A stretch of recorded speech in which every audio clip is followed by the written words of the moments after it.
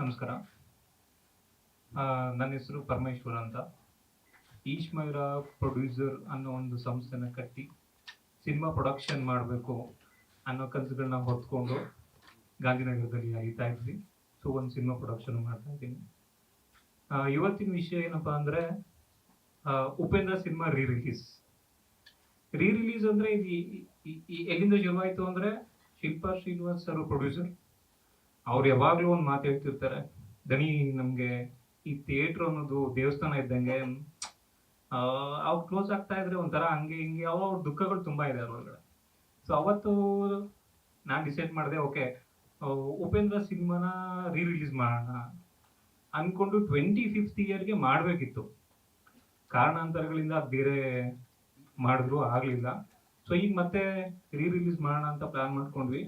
ಅದೇ ಈ ಪ್ರವೀಣ್ ಸರ್ ಹೇಳ್ದಂಗೆ ರಿಲೀಸಲ್ಲಿ ಏನು ವಿಶೇಷ ಅಂತ ಹೇಳೋದಾದ್ರೆ, ಅವರು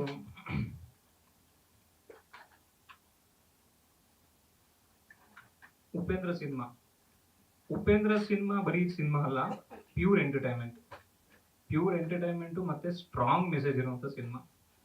ಈ ಪ್ಯೂರ್ ಎಂಟರ್ಟೈನ್ಮೆಂಟು ಮತ್ತೆ ಸ್ಟ್ರಾಂಗ್ ಮೆಸೇಜ್ ಇರುವಂತ ಸಿನಿಮಾನ ಇಟ್ಕೊಂಡು ಒಂದಷ್ಟು ಏನೋ ಪ್ರಯತ್ನಗಳು, ಈ ಪ್ರಯತ್ನಗಳೆಲ್ಲ ಈಗ ಹೇಳಿದಾಗ ಇದಾಗುತ್ತಾ, ಇದು ವರ್ಕ್ ಆಗಲ್ಲ, ಇದಾಗಲ್ಲ ಬಿಡು ಅನ್ನೋ ಥರನೇ ಮನಸ್ಥಿತಿ ಬರೋದು.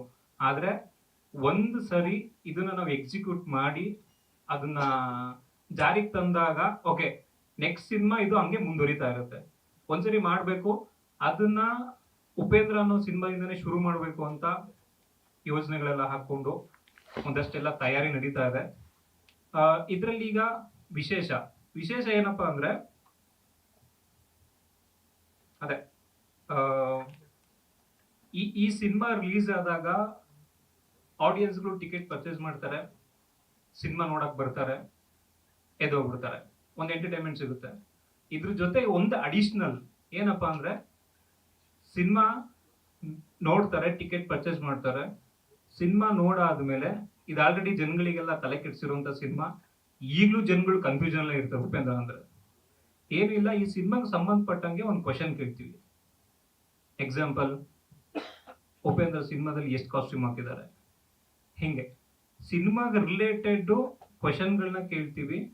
ಯಾರು ಅದಕ್ಕೆ ಆನ್ಸರ್ ಮಾಡ್ತಾರೋ ಅವ್ರಿಗೆ ಅವತ್ತಿಂದು ಆ ಶೋದು ಏನ್ ಕಲೆಕ್ಷನ್ ಶೇರ್ ಅಮೌಂಟ್ ಇರುತ್ತಲ್ಲ, ಅವರಿಗೆ ಪ್ರೈಸ್ ಮನಿಯಾಗಿ ಕೊಡ್ತೀವಿ. ಇದು ಫಸ್ಟ್ ಪಾಯಿಂಟ್. ಎರಡನೇದು, ಇನ್ನೊಂದು, ಈ ಪ್ರಯತ್ನಗಳು ಈಗ ಹೇಳಿದಾಗ ಇದು ಅಸಾಧ್ಯ, ಇದು ಸಾಧ್ಯ ಇಲ್ಲ ಅನ್ನೋದು ಸ್ಟಾರ್ಟಿಂಗ್ ಅಲ್ಲಿ ಎಲ್ಲರಿಗೂ ಬಂದೇ ಬರುತ್ತೆ. ಬಟ್ ಒಂದು ಬಂಡ ಧೈರ್ಯದಲ್ಲಿ, ಒಂದು ಬಂಡ ಪ್ರಯತ್ನದಲ್ಲಿ ಮಾಡ್ತಾ ಇದೀವಿ. ಫ್ಯಾಮಿಲಿ ಆಡಿಯನ್ಸ್, ಈ ಸಿನಿಮಾಗೆ ಫ್ಯಾಮಿಲಿ ಆಡಿಯನ್ಸ್ ಬಂದು ಸಿನಿಮಾ ನೋಡಿ ಕೇಳಿದ ಕ್ವಶನ್ಗೆ ಆನ್ಸರ್ ಮಾಡಿದ್ರೆ ಒಂದು ಅಡಿಷನಲ್ ಏನು ಅಂದ್ರೆ, ಅವ್ರಿಗೆ 1 year ಫ್ಯಾಮಿಲಿಗೆ ಅವ್ರ ಗ್ಯಾಸ್ ಬಿಲ್ನ ಪೇ ಮಾಡುತ್ತೆ ಕಂಪನಿ, ಜೊತೆಗೆ share amount. Okay, next release ಆಗಿ 25th ತನಕ ನಾವು ಥಿಯೇಟ್ರಲ್ಲಿ ಸಿನಿಮಾ ನಿಲ್ಲಿಸ್ತೀವಿ. 25th ಡೇ ತನಕ ಈ ಪ್ರೋಸೆಸ್ ಆಗ್ತಾ ಇರುತ್ತೆ.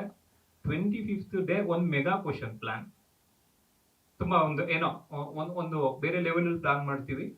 ಅವತ್ತಿನ ದಿನ ಈ 24 days ಏನ್ ಸಿನಿಮಾ ನೋಡಿರ್ತಾರಲ್ಲ ಅವರೆಲ್ಲರಿಗೂ, ಸಿನಿಮಾ ನೋಡಿರೋರಿಗೆ ಅವ್ರಿಗೆ 25th ಡೇ ಒಂದೇ ಒಂದು ಕ್ವಶನ್ ಕೇಳ್ತೀವಿ.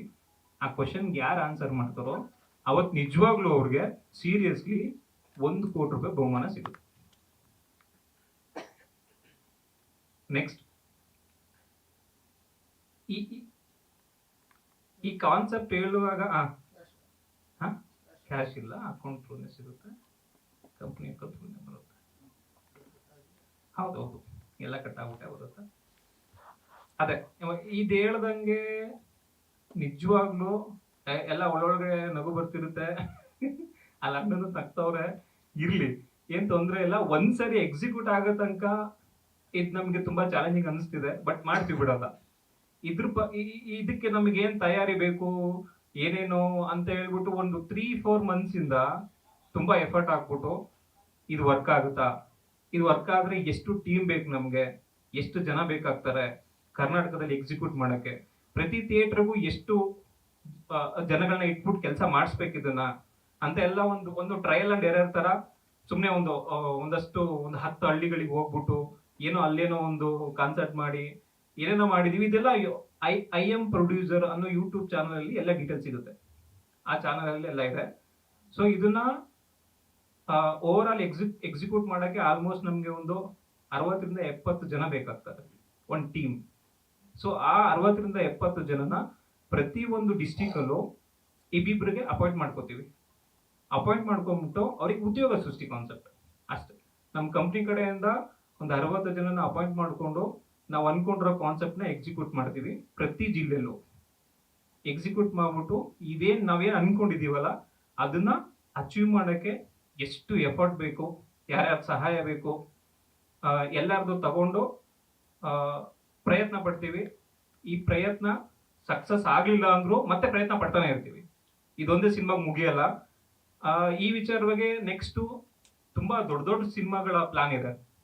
ಅಂದ್ರೆ ಇದೆಲ್ಲ ಯಾಕೆ ಅಂದ್ರೆ ಹಿಂದೆ ಅಂದ್ರೆ ಹಳೆ ಸಿನಿಮಾಗಳೇ, ಹಿಂದೆ ನಮ್ಮ ಸಿನಿಮಾಗಳು ಯಾವ ತರ ಸಿನಿಮಾಗಳು ಬಂದಿದಾವೆ, ಅವೆಲ್ಲ ಥಿಯೇಟರ್ ಯಾವ ಲೆವೆಲ್ ಅಲ್ಲಿ ಮನೋರಂಜನೆ ಕೊಟ್ಟಿದಾವೆ.